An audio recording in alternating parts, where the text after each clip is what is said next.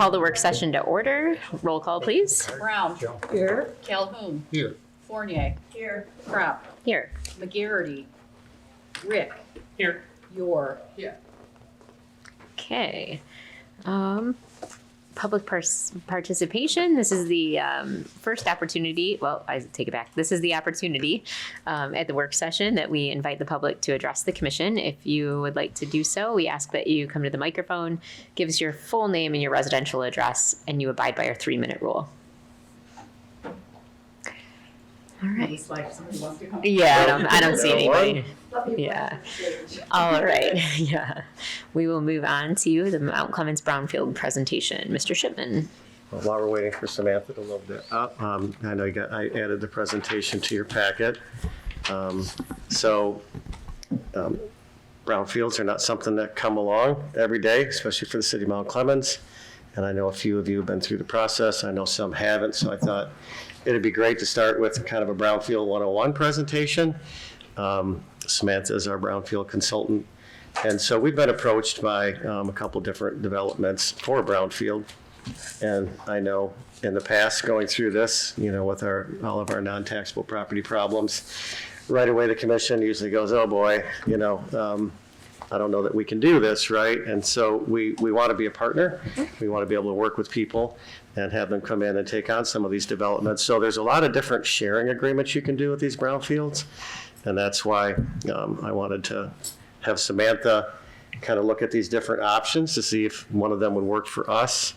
And it looks like one that you're familiar with, the municipal services agreement, will fulfill that. So tonight we're going to go through kind of Brownfield 101, and then we're going to go over a possible brownfield that you could entertain and what that would look like. Is there a specific project you're thinking about? I know Victory is Brownfield, right? The new building? The Victory Insight is, that we already approved that brownfield, yeah. Is there another? Yep, so tonight we're going to go over a little bit about an Alro Steel brownfield, the possibility of one, so. So does somebody come to us and say, this is a possibility, or we dreamt this up? No, they usually come to us. Usually they'll come to Brian's office in community development. Sometimes they'll go through the mayor or the city manager, but usually through Brian's office. You know what, if you just do the Windows key K, it will pop that up, and then it will, Here. if you do, can you do Windows K, and then you should see it on your screen. You should grab this TV, and then I will allow it, and it should pop up.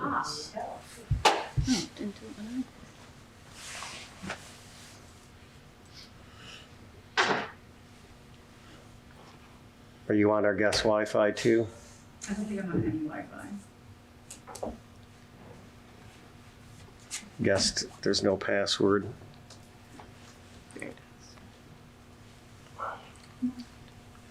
So if you grab guest and you get on the Wi-Fi and then you do the Windows K, we should be able to get you on there. I'm sorry.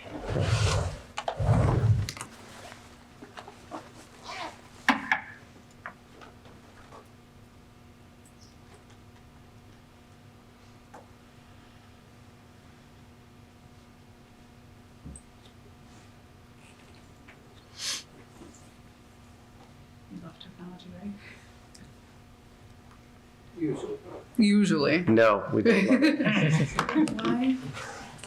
So, when we don't love it, Yeah. Wait, I think this is here we go. Aha. Oh, aha! Take Sam's We son. got it. Bad You got device. it? There we go. Oh, beautiful. Look at that. Gonna say. So you just needed to threaten the cord. Yeah, I just threatened to plug the cord in, and that's what happens. So thank you so much for the introduction. Again, Sammy, Samantha. I am a consultant with Fleece and Vandenbrink. I've been doing brownfield economic development work for about the last decade. We've got about 15 other communities that we serve all across the state of Michigan. So the goal of tonight is just to brief the council and do like a quick Brownfield 101. There's another 201 that doesn't cost any money that I can do later, but I really wanted to communicate how the process works and why utilizing Brownfield TIF is an important tool for your community. And as City Manager Shipman also said, there are different ways that we can be creative, including municipal services agreements, pass-throughs of the taxing dollars, et cetera. So please feel free to interrupt me at any time, ask any questions. I'm here to be your resource. So we'll go quickly through kind of the overview of TIF, what value this brings to the community, the powers, roles, and responsibilities of your BRA, and then I'll touch a little bit on administration and compliance for the BRA. It's one thing to get a plan approved. It's another that plan starts capturing, and you're making sure that the dollars that are being captured are going to reimburse the developer for the correct activities. So really, Brownfield is such a fun tool, in my opinion. Maybe it's nerdy, but you can use this to create all sorts of things. If we want it to support what's going on, like your master plan, you can help attainable housing. I hate this slide because I have to press every single thing. Remind me to change that. Originally Brownfield was passed in 1996 as Public Act 381 to address legacy contamination concerns in our manufacturing sites to promote an adaptive reuse. In 2023, the governor made it a priority to address Michigan's housing shortage. A study came out that Michigan is short 155,000 housing units. And our legislators were like, all right, they were tasked with creating something to address this. And they ended up choosing to plug housing into the Brownfield legislation. And so now housing development qualifies for Brownfield incentives.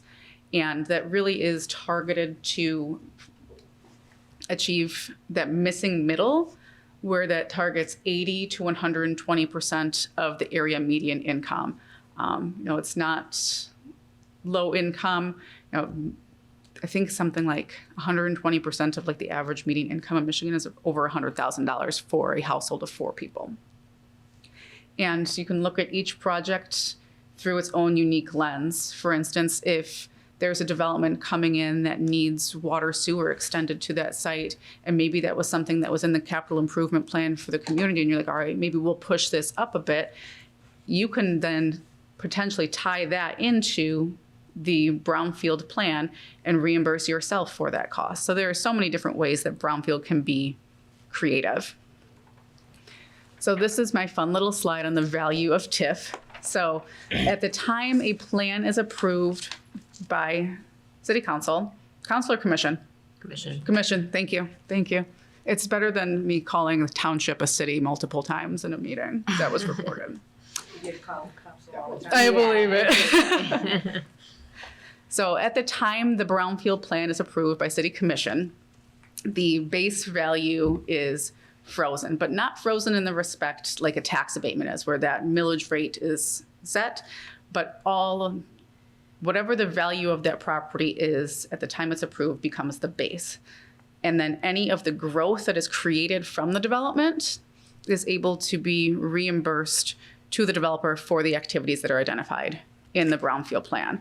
So they're creating the additional value on that property and then get to recapture that. And that goes to the school operating tax, the state education tax, your local millages, and the county millages as well. So you're taking from the other taxing jurisdictions to keep that money in the community for projects. And then after the plan terminates or expires, then that property goes back on the tax roll at that significant increase in value, and all of the taxing jurisdictions see that benefit. Just one quick question. Yeah, please. So for the most part, they don't pay, like with the Victory Inn, they won't pay any taxes until the expiration, or They will do pay they? their taxes. Oh, Yep. So that project has been approved.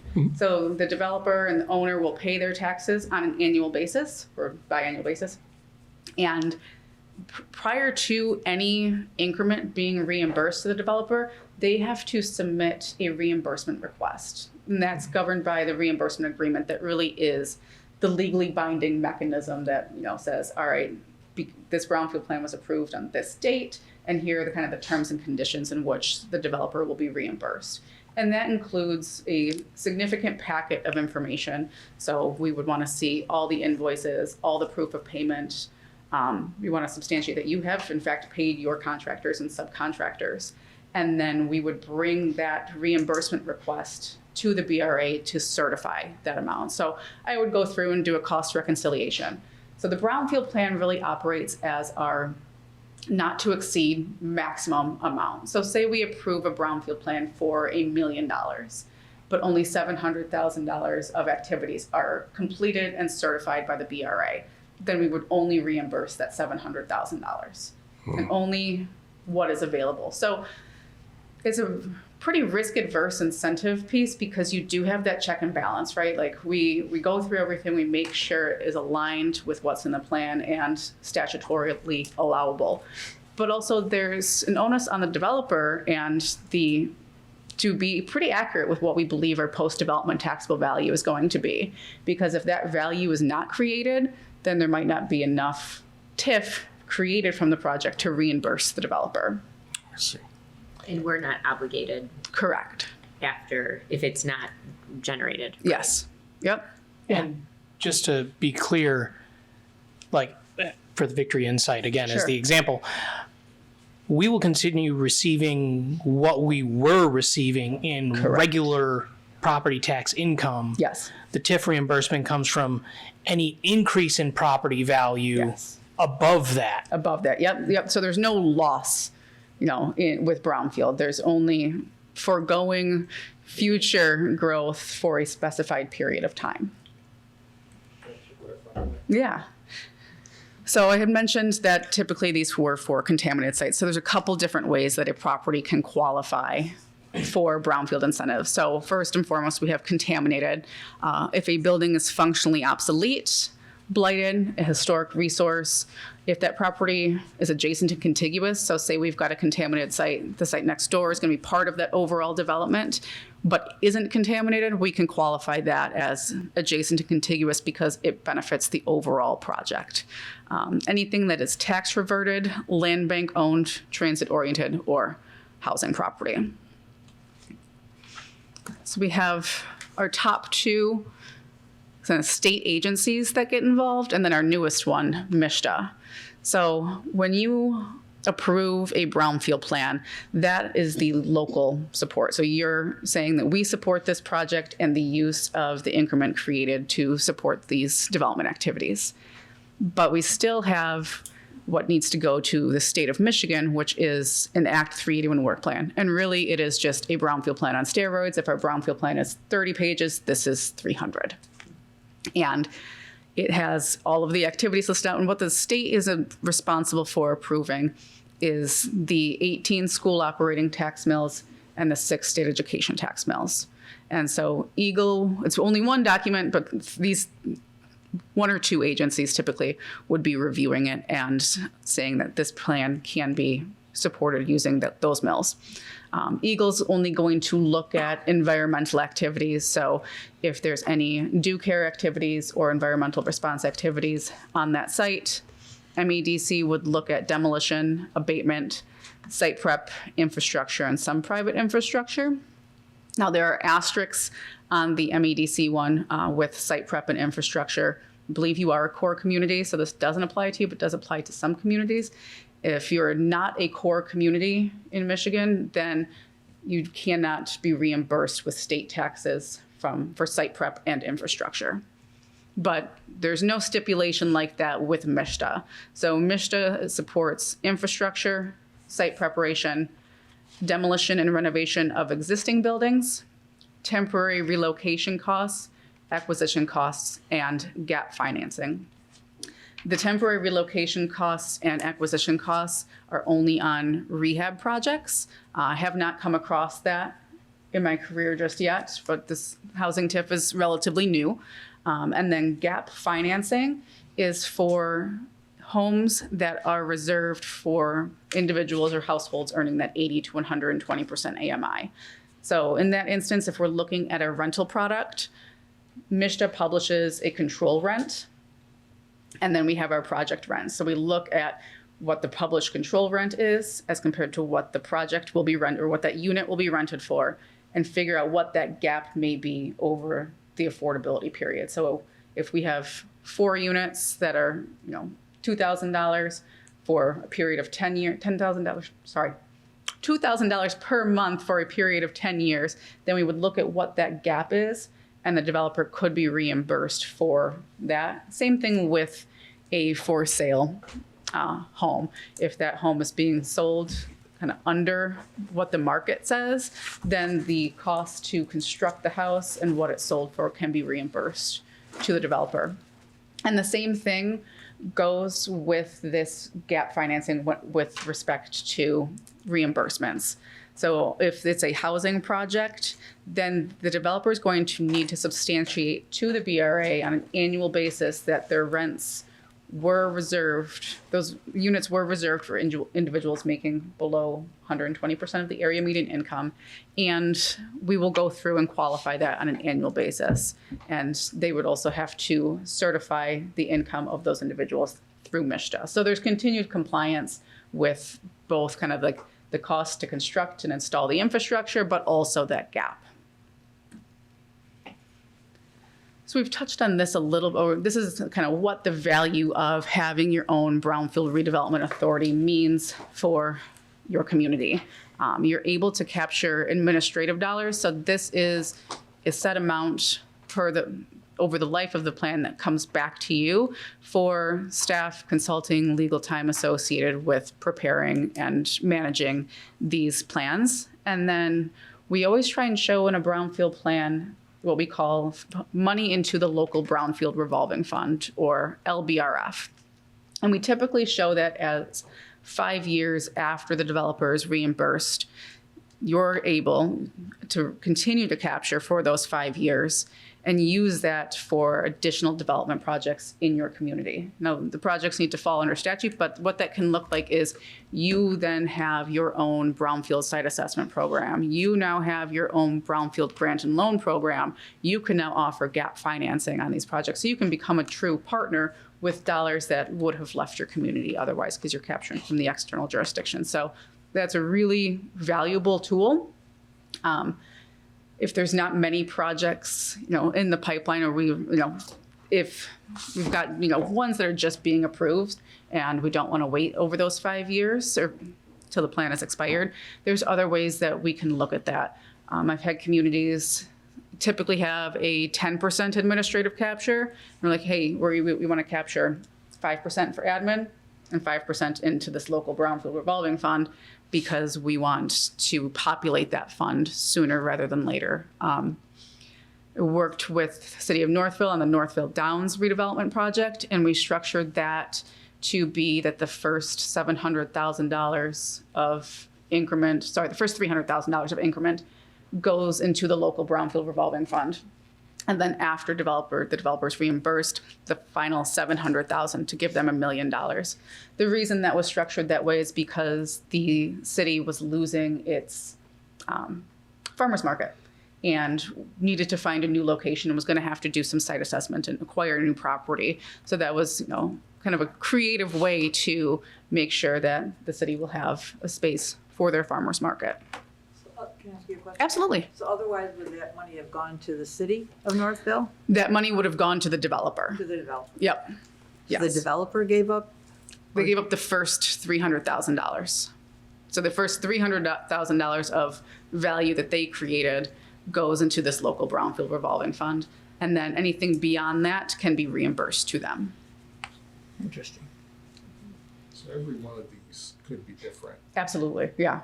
Yes. I wish, and I'm going to say that, every project that you're like, this one's going to be straightforward, then it's not. But that you can be very creative. Also, too, I think we came into this with Victory. Was that in the DDA? Yep. So in that instance, you have an interlocal agreement between your DDA and your Brownfield Redevelopment Authority, because they're two TIF mechanisms. And your DDA has the first right of capture because it was established prior to this Brownfield. So then we have two bases, right? We're going to have the base value of that property the year it was put in the DDA, and then we're going to have a base value of that property with respect to the Brownfield. And then the DDA is going to transfer the increment on that. This is like Brownfield 201. We're off base, but that's okay. The DDA then transfers that to the Brownfield Redevelopment Authority to reimburse the developer. So they can be nuanced, but it's fun. It's fun times. So again, the Brownfield plan, that is the maximum amount. If there were an instance in which a development was in the field and maybe going to go over budget, they could come back and request an amendment. But if no amendment is requested, then that just becomes the maximum amount. I see that happen more often on environmental projects where we don't entirely know what's happening under the soil until we start digging things up. So it has to be amended if it's going to go over. The Act 381 work plan that comes after a Brownfield plan, and that authorizes the use of state and school taxes. You do have the opportunity, and we see this being used a lot more just because of what is happening at the state with respect to economic development, is local only plans, not only from a speed to market, but also, just kind of the path of least resistance. We know that construction prices aren't holding. And many of our companies have, contracts that they need to meet. Hey, we have to be up and running to meet the supplier's demand by this date. So we would pursue a local only in that respect. And then again, the reimbursement is going to be based on the actual cost incurred and the availability of TIF. So that creates an incentive for the developer to complete the project and limited risk to the community. The only time you would get into any significant level of risk is, say, it was a project where you were installing the infrastructure, right? And it was for this development, and you promised, you're going to be reimbursed for that, but then the project falls through. If we go back to the local Brownfield revolving fund, then you could use this to incur the cost to get infrastructure to a priority site that you wanted to see redeveloped and kind of make that shovel ready for somebody and alleviate that upfront cost and proactively put a Brownfield plan on that, so then you're first in line for that future reimbursement. Seen that used in a couple of communities. And then we want to talk a little bit about a municipal services agreement. So again, there is a true cost to the community for supporting these projects, right? When somebody locks their keys in the car, your police still have to show up. If there's a fire, your fire department has to show up, right? So the way we look at those types of services is a way to make the city whole, or as close to whole as possible for what it may be not receiving for the period of time in which the Brownfield plan is in place. So ensures that your revenue is not reduced, creates a budget neutral position for the city, and then it helps, maintain the longevity of your Brownfield program. One of the other things that can be looked at is a pass-through. So in a pass-through situation, that would be something where, say, the developer is being reimbursed 80% of the increment, and then the remaining 20% is going back to the taxing jurisdictions. I don't do that as often because what happens in that instance is the plan is prolonged, right? So we're just, the dollars don't change, but the length of time does. So that can take plans, statutorily plans can be up to 30 years. You do have the ability to limit the number of years. In the case of Northfield Downs, we limited that to 17 years. So if that project is stalled or doesn't, create the increment, it doesn't matter. After 17 years is when we're stopping it. So different ways to kind of slice and dice how everything is done. So the powers of a BRA, this is to create additional economic development opportunities in your community. Your Brownfield Redevelopment Authority is a recommending body, and then that has to come to, see, I had City Commission in here, I did go change it. And then come back to City Commission for a public hearing and a resolution of approval. And prior to that public hearing, there's a 10-day public notice period, and all of the taxing jurisdictions are informed and do have an opportunity to come speak. And again, you have the final say. The BRA can collect administrative capture and fund their local Brownfield revolving fund, can make and enter into contracts. They have the ability to own, mortgage, lease, and convey property, accept grants and donations. Now, Eagle, well, their funding was also cut with this past round of budget cuts. They do have a grant and loan program, and that grant and loan program has to be managed by a local unit of government or a component unit of government.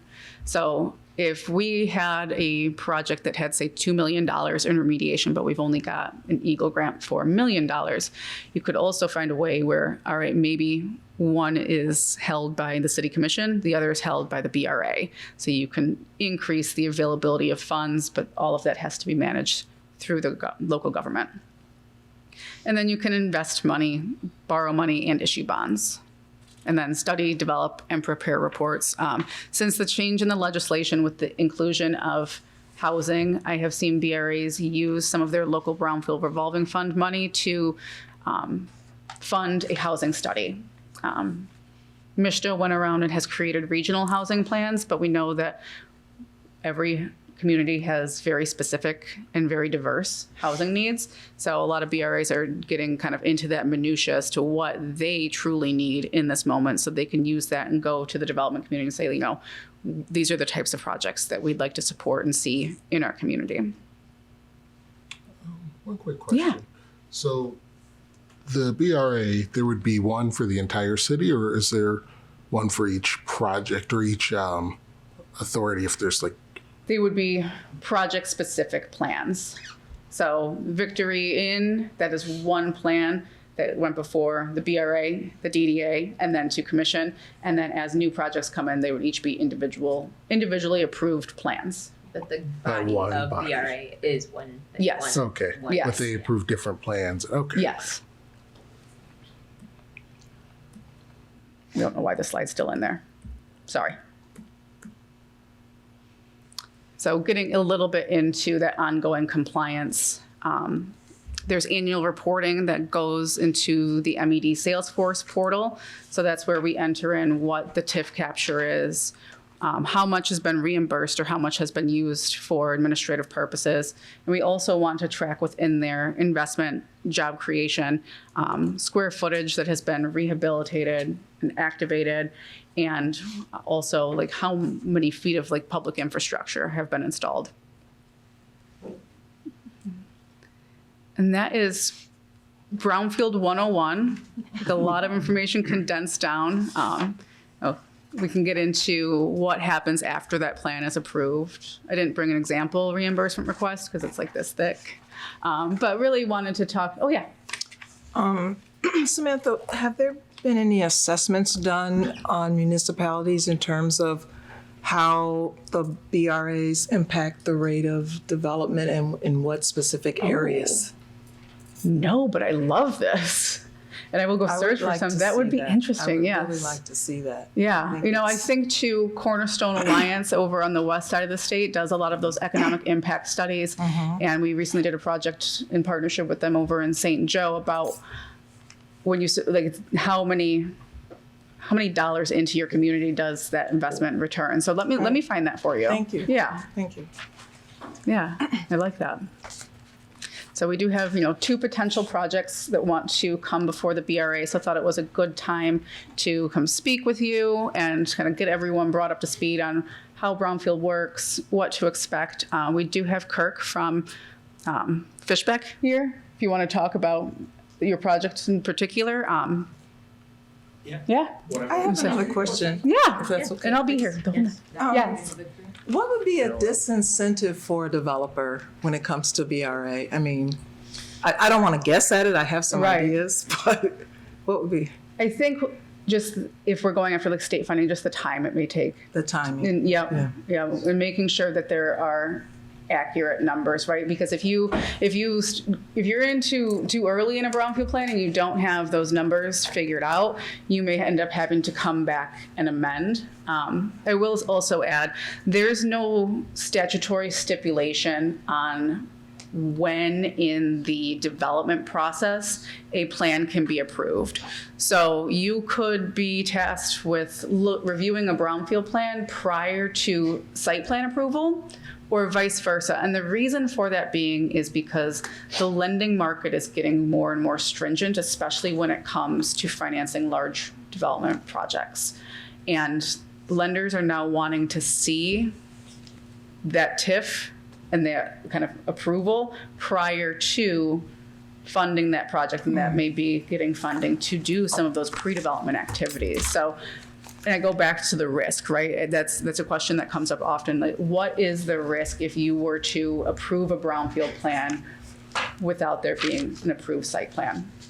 And again, very limited, because if the plan doesn't happen, and usually there's a 3-year construction timeframe that's put either in a development agreement or is definitely in a reimbursement agreement. If that doesn't happen, then it's in default, and that goes back. So like you as the community weren't putting money into that project, it's just kind of tied up. Or the plan could be amended for somebody else if that developer was to bow out and sell the project. And it can be used as a really great marketing tool for redevelopment. So the plan can be amended if they do run into Yep, type yep. of difficulty or things. The plan can be amended. We could also assign the TIF. I've seen that done a couple of times where a developer put together a brownfield plan, had it approved, had his site plan approved, and then ended up needing to walk away from the project for extenuating circumstances. And so he found a buyer, and even though that first developer was the one that incurred the cost to complete those activities, he assigned the future increment to that new owner of the property. And it's part of a business deal, right? Like I always say, you can do this per your reimbursement agreement, and here's how. If that were to happen, the BRA would need to be notified. We'd need to amend the reimbursement agreement. So that wouldn't be without the BRA and the city commission's, blessing on it. And then the BRA executes it, but for it to change, it comes back to commission. Correct. If that were Yes. Okay. Yep. It'll come back before you. Of course. All right. So talk a little bit. Switch up. Perfect. My name is Kirk Perschbacher. I'm a senior brownfield specialist at Fishback. This is my version of Sam's map with TIF. So we give the same presentations a lot. I like yours better. Before we get into the numbers and stuff, I have John Rumler, who's the with Arrow Steel, who's doing the project. So I figured he'd kick it off with just a little bit about it, and then I'll talk a little bit more about the detail. Thank you for the time today. My name is John Rumler with Arrow Steel Corporation, and just wanted to give you a little bit of just an update on the project and that we've got at the old Gibraltar Trade Center. It's roughly a $60 to $70 million project between real estate and personal property. It'll probably initially have roughly 50 jobs with full employment at about 100 within several years. And the building footprint's about 250,000 square feet. I know we did submit a brownfield application back in 2024, and we expect occupancy roughly in second quarter of 2026. So I don't know if anybody has any questions or wants more detail. How's it going so far? Well, it depends. No, I'm just kidding. It's brownfield in place back then. no, we submitted an application and we were under the impression that it was, moving forward. But we hope to still work something out as it relates to the brownfield. So you've been moving forward on the project, then without that. yes. Okay. Yeah, and like Sam mentioned, there's cases where you can wait until the very end to start it, and some cases when you have to kind of get going in it. And the original brownfield plan was prepared in end of 24, or actually mid 2024, roughly $9 million in eligible activities, kind of based on primarily site prep. The building has, or the property itself, the soils are not suitable for the size of building. So about $5 million of that $9 million is helical piers that have to go into the building. And Alro needed to do the investment to get the property going to get it redeveloped. So, and there was a period of time with the city that brownfields were being reevaluated. It was going through the process. So kind of that's what happened between 24 and now. So now we're kind of looking at kind of that municipal services agreement too. That is something that can help the community and also help the developer because the costs are high when we're doing a redevelopment. So we just kind of wanted to kick it off, allow you guys to ask some questions. We're working with Sam and the team about what that municipal services agreement will look like. The original plan was submitted at 15 years for reimbursement. Obviously all these are negotiable facts. But yeah, the eligible activities we're estimating in total are about 9 million. With that municipal services agreement, I don't know if that will get fully reimbursed, and the developer understands that. It's just more kind of finding what works best for the community and the developer to kind of really hone in on that public-private partnership for this big of an investment on the property. As it stands right now, is this at the Brownfield board or? We'll be taking it to them in the next Okay. couple of weeks. We wanted to have this meeting first. Okay. I think all they're asking from us today is to kind of inform us and then just to say, is this something that the city, is interested in pursuing, and not to vote necessarily, but just to say, is there a chance that it will go through the processes and pass and get the blessings of these boards, right, of the BRA and us. So, because as we went in talking with Elro when they first began the development, we said, our community is limited in some of the resources that we can do because of the 48% of our land being non-taxable, and so that is a really significant burden on our community. And so, and we've kind of been under the impression that brownfields kind of leave us, they just limit our revenue, right, on the properties that are taxable.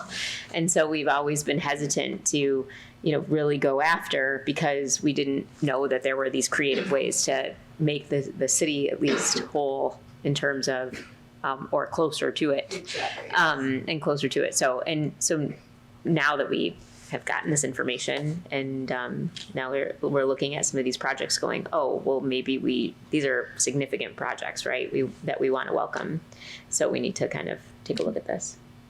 So it's kind of they're not asking for an absolute today. Correct. Appreciate the consideration. But you're going to the board shortly, couple weeks.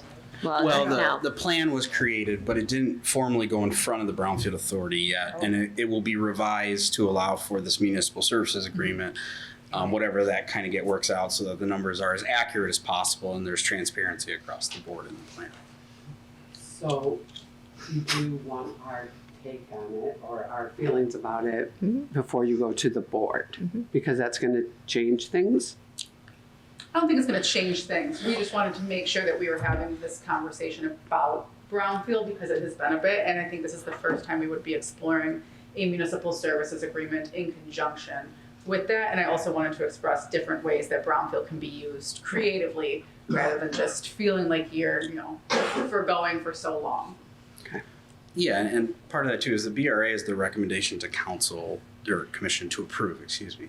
So if commission was going to 100% say no, it makes that conversation different versus the ability to talk about the project, look at how it can really benefit the community and the developer as well. And a lot of times when developers are first coming in to the city, and just looking at a property to purchase, they come to the city manager. Sometimes they invite me, sometimes they invite Brian, whoever. If it's in the DDA, sometimes it's the DDA. And they just say, hey, we're thinking about these things, right? And, we're going to put a restaurant here. It could be a hotel. It might be a whatever. I mean, they might have a laundry list of things that they could do. And Elro had much more of an idea of what they were going to do, but they, it was a very preliminary meeting, right? That was probably 21, 22, something like that. Yeah, it was a while ago. I think it was when you first started. Yeah. Yeah, so it was very, very early, and I'm sure that the footprint of the building changed how many times between then, right? Let's say more than several. Exactly. So I mean, Razors. so Yeah. so and we haven't met since, right? So Right, it's right. I mean, but I think they want you to know how things are going, and like you said, now it's kind of that opportunity to make sure you're on board, because you don't want to go to the Brownfield and then everybody go, no. We did the same thing with the Victory Inn project, right? They Right. actually came in before we went to the Right. Brownfield Authority, and we kind of went over the project, and though you can't vote, or, you know, you can kind of tell when you leave that meeting whether it's worth the effort to keep going. And so that's basically what we wanted to do again tonight with this, but I wanted you to have a good understanding, you know, with the Brownfield and what these options are, because these are options that we've never explored before, right? And there's ways to use the Brownfield that we've never done before. A lot of it's because we don't get that many. But.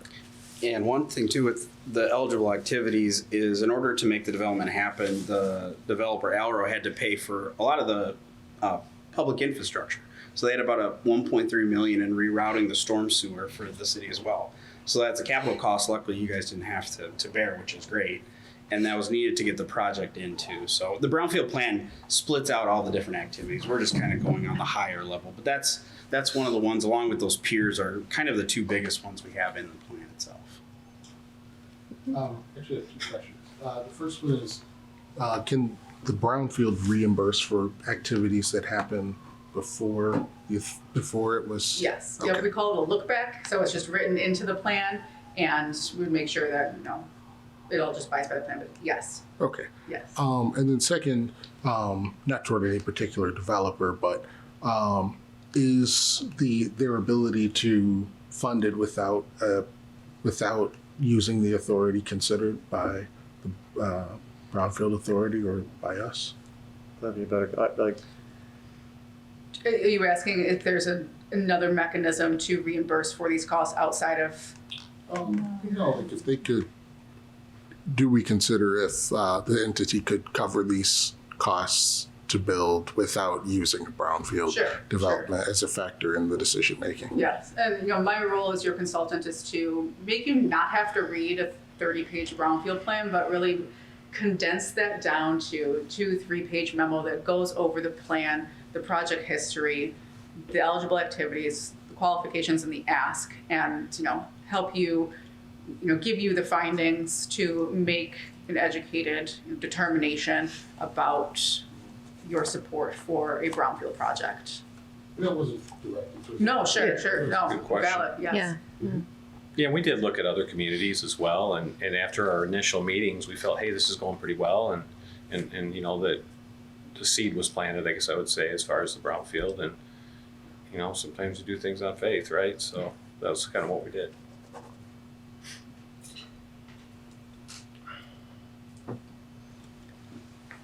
So where are you at right now in the plan? About what, The building is well underway. I thought. Yeah, I mean, we're looking at occupancy. it's more than faith at this point. Yeah, no, it's what we're in. It's whether, you know, we're going to be a good neighbor either way. But it's something that we had planned on when we budgeted this out. So, but we're looking at second quarter of 26, probably the building being completed.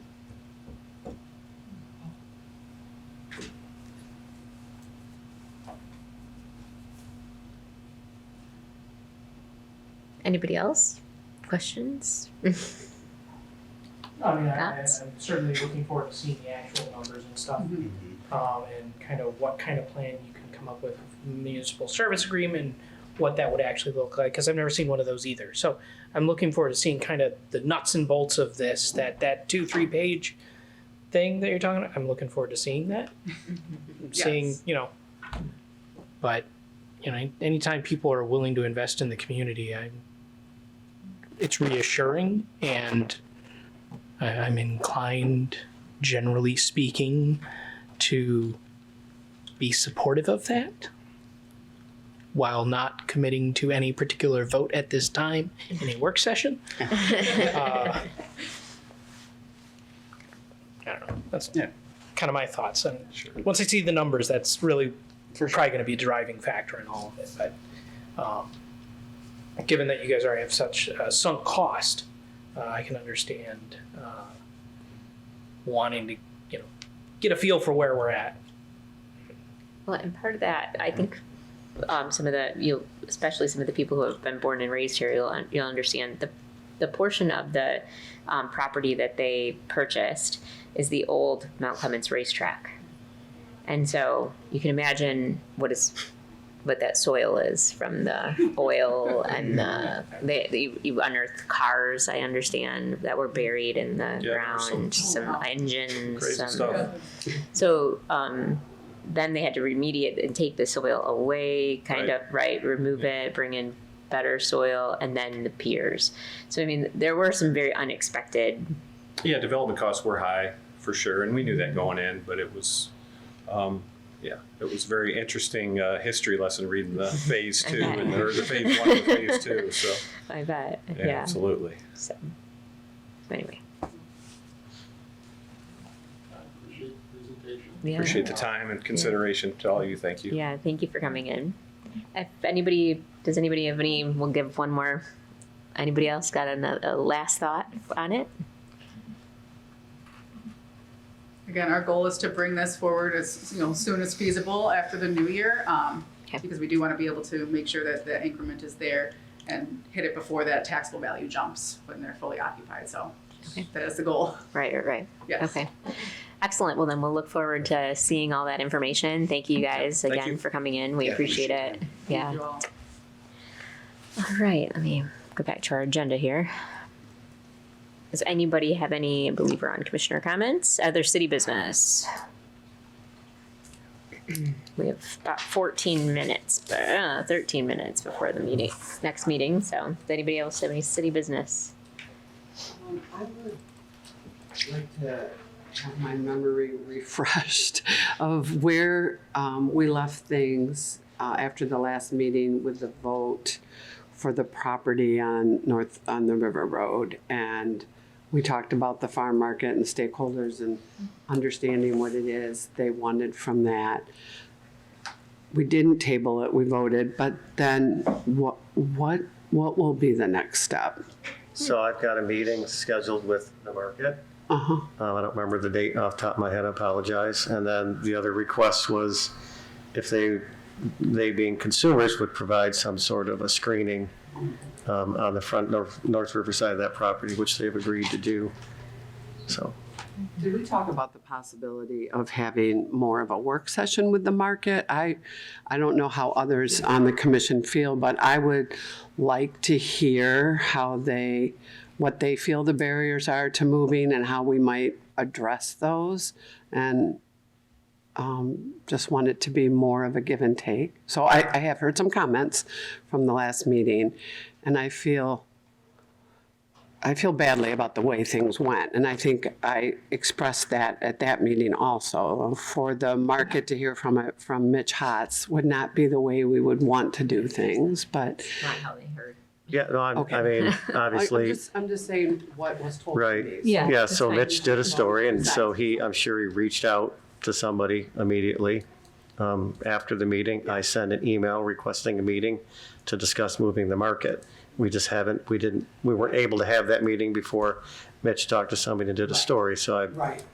apologize for that, but I can't control Mitch. Right? Before, really hearing from them. So now we're moving forward, but I would, maybe it's just me that wants to hear from them also, but I'm suggesting we have the conversation with them in a larger group so we really understand what we need to do to find a compromise. So. Yeah, I mean, I've got a meeting with them. I'll absolutely see if we can find a day when at least a representative or all of the board can make it to a work session. Okay. It's fine by me. Yeah, because some of the things I heard seemed reasonable, but I think we all want to hear them, and I'm sure you want to hear them. Sure. Okay, so I was just trying to refresh my memory on where we left things. And where is that situation with consumers? We thought there was a deadline coming up, that we had to vote and make a decision. Yeah, that we've got a signed agreement, and Okay. they've offered to provide that screening. Okay, thank you.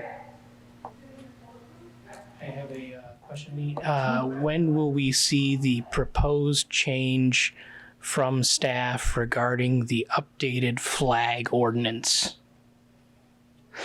So that we're not adjudicating which flags are appropriate to display within the city. Because we don't do that, but I don't want us even having a municipal code implying that we do that. This is from like 2 or 3 months ago. I think that's you. Staff me. Yeah, yeah. I think so.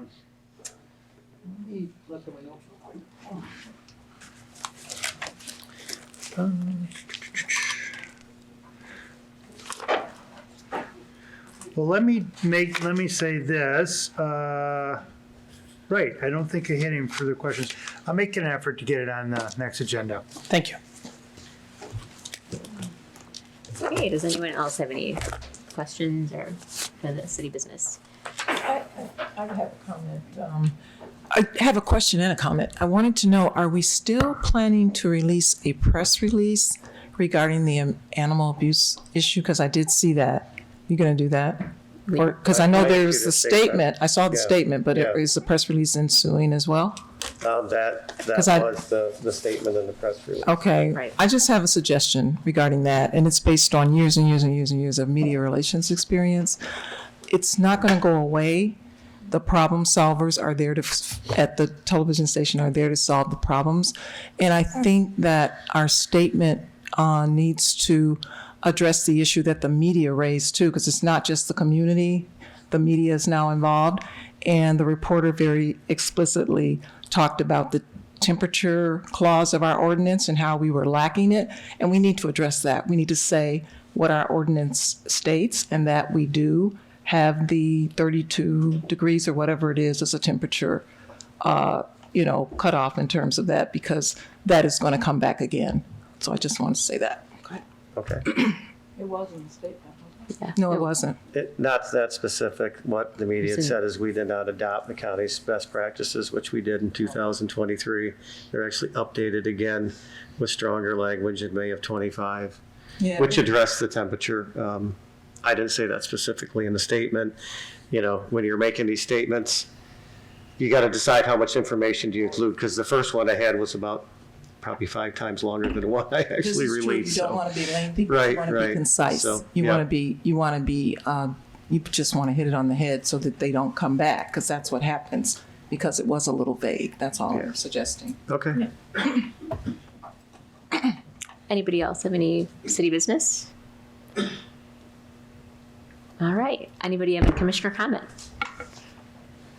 All right. Well, then I will entertain a motion to adjourn the work session, and then we will. To adjourn the work session. Support. All those in favor to adjourn the work session? Aye. Any opposed? All right. Work session adjourned, and we will meet back in 7 minutes for the regular meeting.